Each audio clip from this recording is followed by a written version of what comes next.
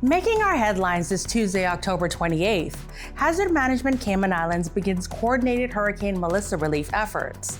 The Economics and Statistics Fall surveys could shape Cayman's job and living standards. Cayman's under-12 baseball team earns a championship in Florida, and we have the latest weather update on Hurricane Melissa.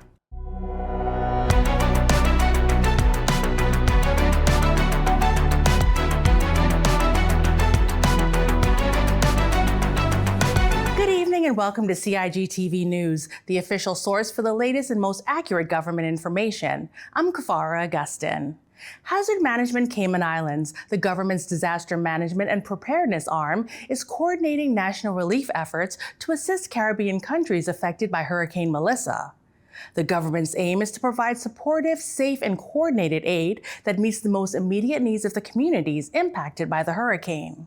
Under our National Hazard Management Framework, the Voluntary Agency Responders Emergency Support Team, led by the Cayman Islands Red Cross, alongside Rotary, Kiwanis, Lions Club, the Ministers Association, R3, and a number of other NGOs, are working to ensure our community has every opportunity to make a difference.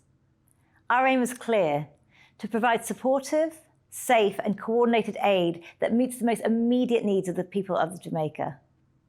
We know many of you want to help, and that speaks to the heart of who we are as a Cayman community. But here's what's absolutely critical. We must act based on what Jamaica actually needs. History has taught us that uncoordinated efforts, no matter how well intended, can add unnecessary burden to those already suffering and can delay the life-saving aid that needs to get there as a priority.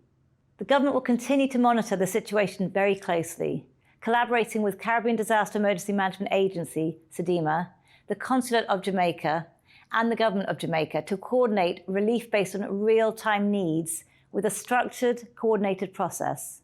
For accurate information on Hurricane Melissa relief efforts, stay tuned to official government channels. Visit caymanprepare.ky/Melissa Relief. The Economics and Statistics Office is reminding persons to participate in the current Fall Labor Force Survey and Quality of Life Survey.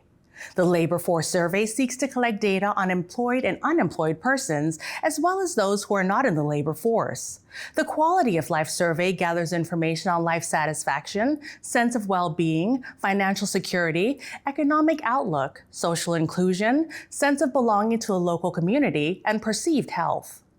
Statistician in the Economics and Statistics Office, O'Dane Plummer, explains the importance of the surveys. So this information helps the government in getting, in devising which programs are best to do, what programs are working, if there's any more resources that need to be allocated to any other area. So these surveys help to balance that, right? So we're currently in an age where information is key and the appetite for empirical data has grown, which has further boosted the visibility of the reports that the ESO produces. Right? So we try to collect high quality data that is essential, timely, and relevant.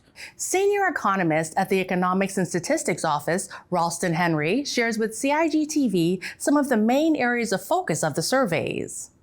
Labor Force and Quality of Life Survey is a treasure trove of information in terms of what it collects.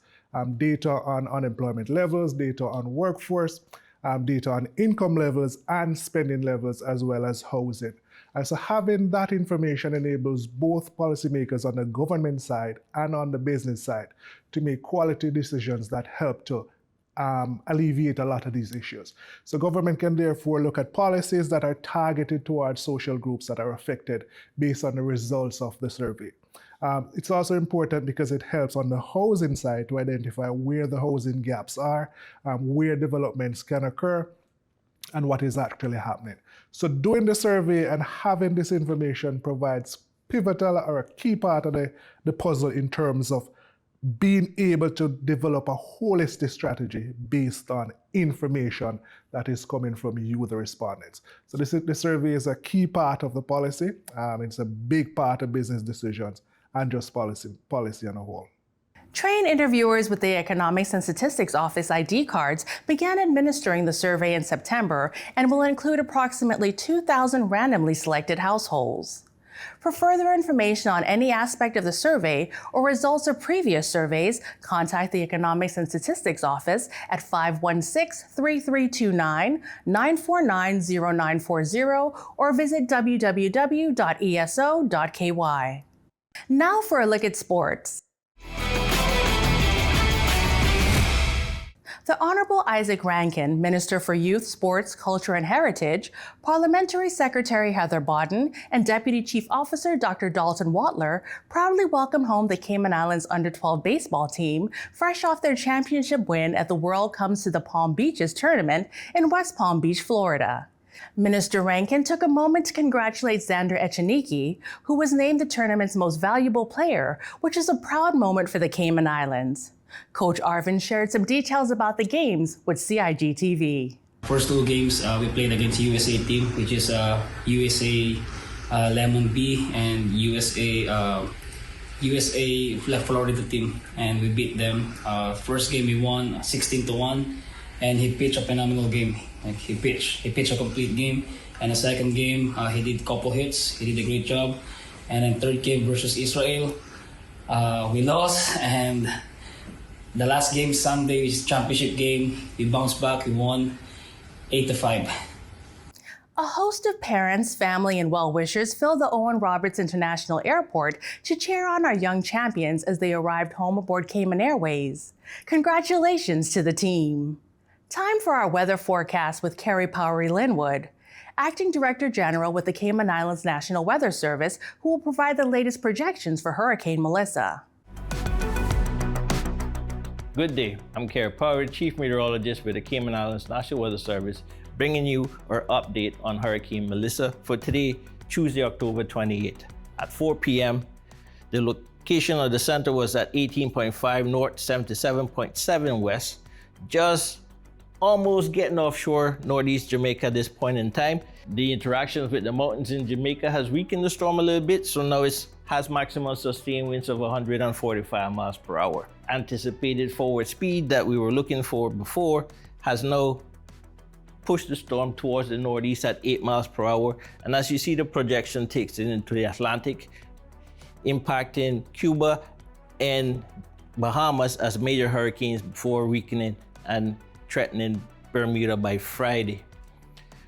If we look at the satellite image, you'll see the storm, as I mentioned before, just about offshore the northern coast of Jamaica. And as you see, the eye starts to weaken again due to that interaction with the mountains, and that's indicative by the reduced wind speeds that we see. For reference, this is Grand Cayman and the Sister Islands, just on the edge of this green colored clouds on the infrared channel, which is indicative of mid to high level clouds. We may still experience a passing band of showers, it's mainly over the Sister Islands between tonight and tomorrow, but the main concern for the Cayman Islands remain the rough marine conditions. We currently have a marine warning in place, and we anticipate as the storm moves away to the northeast that those warnings will be de-escalated. So we encourage the public to continue to keep abreast of weather information through our various channels to make sure they are safe at all times. Fortunately, because the risk has reduced to the Cayman Islands overall, this will be the last such presentation I'll be making on Hurricane Melissa. But be mindful, we still have a month to go in the hurricane season, and we transition to the winter season, bringing its own type of risk in regards to weather. So as always, stay informed, because being informed is your first step to being prepared. Again, till the next time, stay safe and stay dry. For local weather updates, be sure to visit the Cayman Islands National Weather Service website, that's weather.gov.ky, and follow their Facebook page for the most reliable coverage. If you're watching us on the CIG YouTube channel, don't forget to like, share, and subscribe to stay informed with the facts straight from the source. That's all for today's news brief. I'm Kafar Augustin. Have a wonderful evening.